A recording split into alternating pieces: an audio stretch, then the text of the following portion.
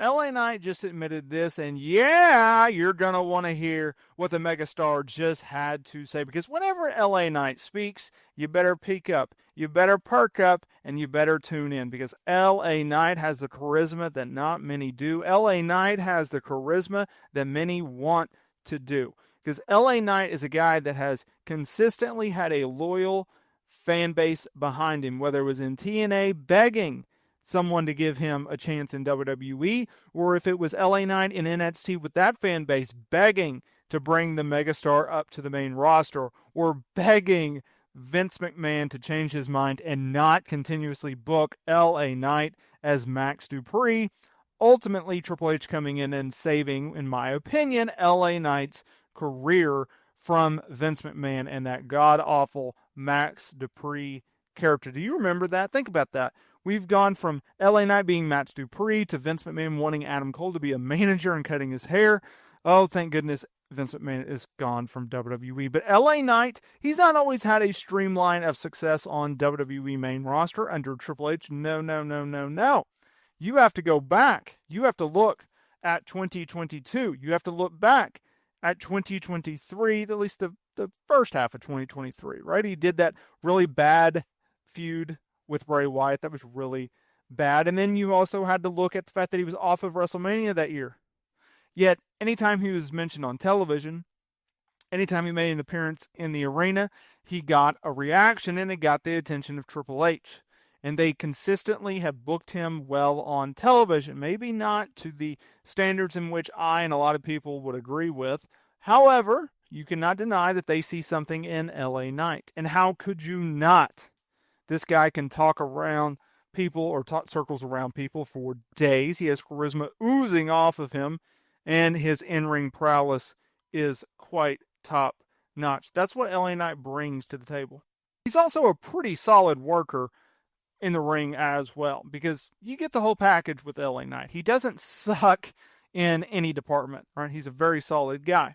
Now, there is a knock on LA Knight, and that is the fact that people think that he takes too much inspiration from other talents, whether it's The Rock, whether it's Steve Austin in his mannerisms, or The Rock in the way that he talks, the way that he speaks, the way that he cuts promos. Hey, that's up for debate, and we'll talk about that in a little bit.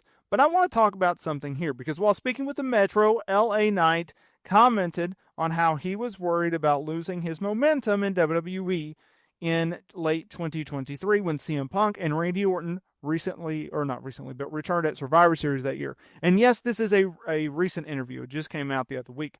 This is what he had to say.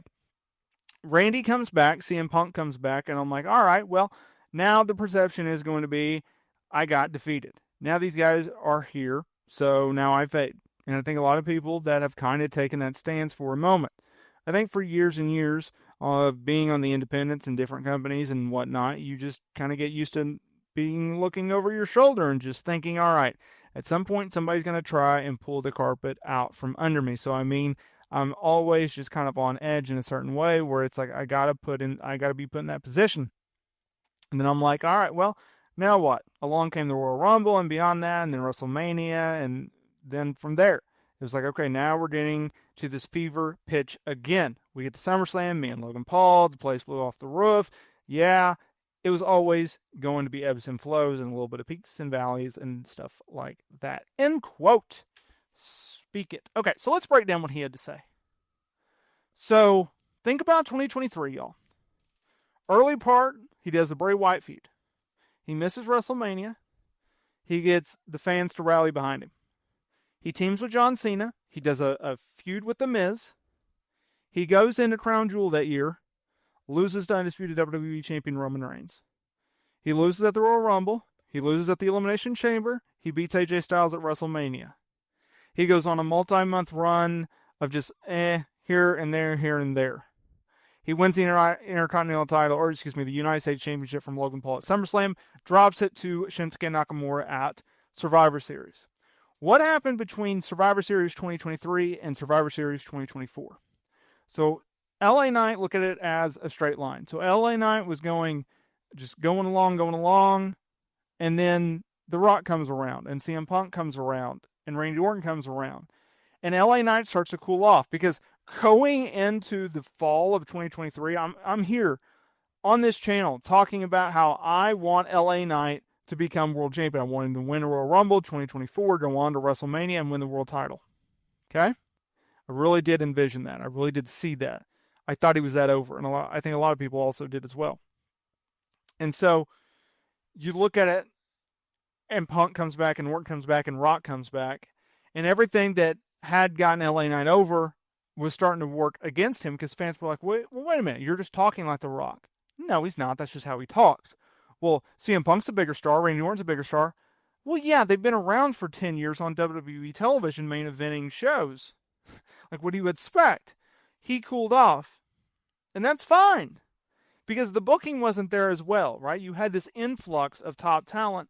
LA Knight had to go somewhere, but they finally got things back on track. I feel like AJ Styles, kudos to this man who gets he's such an underrated guy and a star and a performer and a wrestler.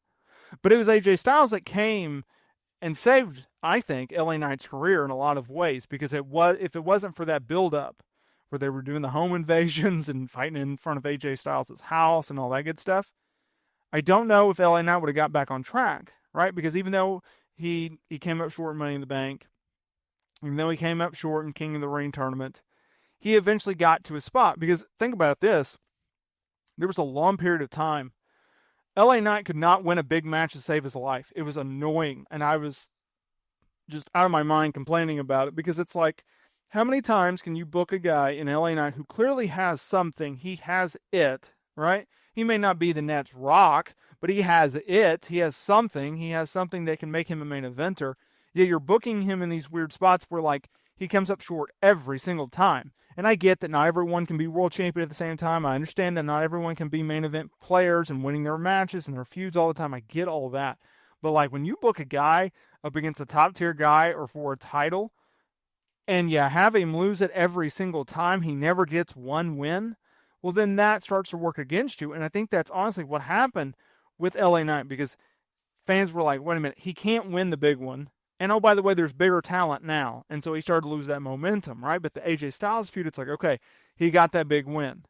And even though he wouldn't win King of the Ring, and even though he wouldn't win Money in the Bank, they were smartly booking him on television in matches and having him win those matches. And then finally, when it came down to the Logan Paul match, then it's like, okay, finally, we get the time, we get the place, we get the moment, we get the opportunity. We get to see LA Knight finally, win a championship, something he had never done up to that point in WWE, and do so at the expense, finally shutting up Logan Paul. It was a beautiful, magnificent type of thing that happened.